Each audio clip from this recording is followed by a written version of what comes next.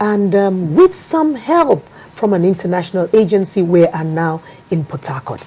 That is how we should go. As women organizations, we should spread out so that we can reach more of the women.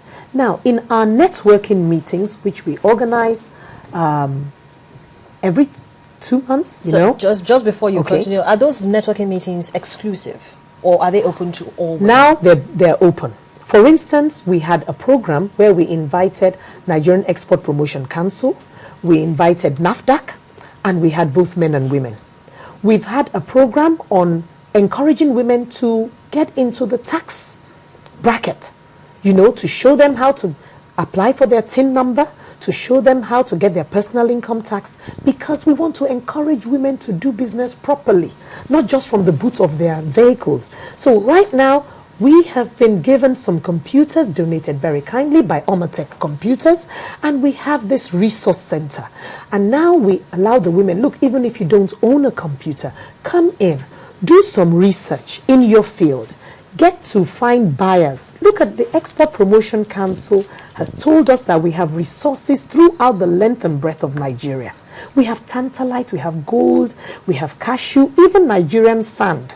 Somebody is waiting for it as a buyer over there. Okay, we're going to take a quick break on this. And when we come back, we're going to be talking about, you know, I'm still going to go back to the issue of technology. Because not, as I mentioned, not a lot of women are technology savvy. Yeah. And so if they're coming to do research, who helps them? Do they even know what they're supposed to be coming to look for?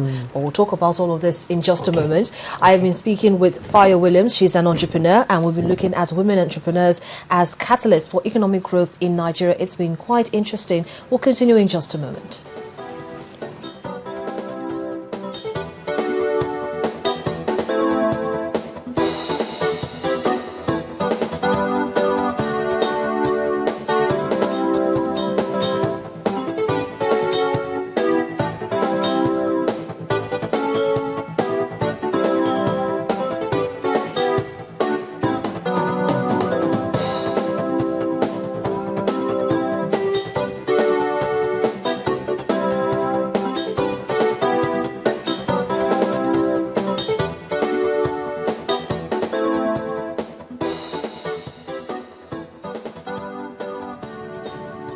Welcome back. You're still watching the Thursday edition of Business Morning on Channels Television. We're broadcasting live from Lagos, Nigeria, where we're looking at women entrepreneurs as catalysts for economic growth. And I've had with me for the past couple of minutes an entrepreneur, Fire Williams, and we've been talking about how women can contribute more to the economic growth of the country. But just before we go back to that, let's take a look at some company news. Union Homes Real Estate Investment Trust for the second quarter of the year recorded a 94.29 million naira drop in its total net income. In a statement to the Nigerian Stock Exchange, the company reported a growth in its total assets from 14.50 billion naira in the same period on the review in 2012 to 14.51 billion naira this year. Net cash generated from operating activities also came in lower at 133.35 million from 145.22 million naira in the comparable period. Well, you're still watching Business Morning, and like I said, we're looking at women entrepreneurs as a catalyst for economic growth, and I've been speaking with an entrepreneur, Fire Williams, and we've been looking at how women can contribute more to the growth of the economy. Thank you so much for sticking around. You're very welcome, Harriet. But just before we went on that break, we were talking about how women can use technology to boost their businesses. And as I pointed out, you said 49% of the Nigerian population is actually in the cooler, women. And they're women.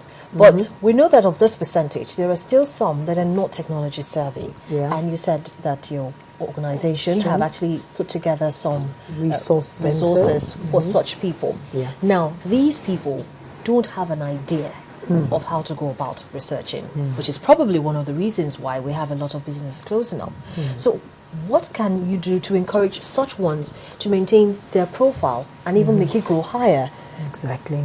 So I think there needs to be capacity building initiatives, both in their membership organizations, like what we're doing, and then across the local government, state levels, and so on.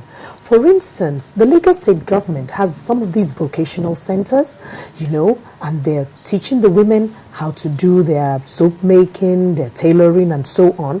We should also have some of the soft skills being introduced in these centers so that we can have people learning about the basic packages, like the software that they would need to use, search techniques using Boolean queries, going into libraries and so on and so forth, and doing research on even basic sites, like we have the Federal Office of Statistics, the Nigerian Customs sites. These are sites you can do research on. The Nigerian Economic Summit Group, these are sites you can visit, and we need to show them how. More importantly, if I could just put this, a little aside, between the last time I was here on channels and now, I've come up in conjunction with a partner, Mr. Beteleye, 7 steps to starting your own business in audio CDs format. And I think that every woman who knows something that could impact positively in the life of another woman needs to get it into a book, into an online course, into a seminar that she can deliver, so that we keep on each one take one. A candle loses nothing by lighting 50 other candles, and we must each participate in this process because we need to leapfrog now. We cannot walk, we cannot crawl. We need to actually leapfrog that digital divide. I was also in an international IT conference in Ghana last year, October. It was IT Leaders Africa. And you could count the number of women on one hand. Out of about 90 to 100 participants, we were less than 5. Harriet, it is frightening. Even at the professional level, we were less than 5 in that room. And that, to me, is totally unacceptable. So I would like to call on our leaders and the followers. Our leaders, when we are looking at allocation of funds to different sectors, let's remember that with IT, you can actually gain so much. It's like an accelerator. And we need to extend this information right down to the grassroots. Well, you talked about the corporate world. Yes. Looking at it now in our own context, are women getting a fair deal? I cannot, say I'm going to really speak for those in the corporate world. I don't wear those shoes. They probably know where the shoes pinch. But I get pleasantly surprised these days when you look at those pictures in the newspapers and you had the boys club, 4 or 5 of them, newly promoted GM, DGM. Now I begin to see pictures with 4 women. I am encouraged. And I think that we need to get there. And, look at somebody like Omotola, being named as one of the 100 most influential people in the world. And, it is just awesome. And I believe we need to encourage the women more and more. But I tell you, the percentage of women, from what my own view is that we don't have enough women given the opportunity to get there. And I'll share my personal experience. When I was starting off my career, I attended an interview to become a production pharmacist. And there were 3 candidates. And after the interview, I was very nicely informed that, madam, you actually scored the highest, and we looked at the all-round performance. But I'm sorry, this panel cannot see you climbing a ladder to load, our raw materials into the hopper. And my face fell. So here I was at the, start of my career, already facing discrimination. But I dare say now, I think things are getting better. Things must be getting better. We have women in haulage business. We have women doing vehicle tracking, into construction. I have a lady in my network, into building estates.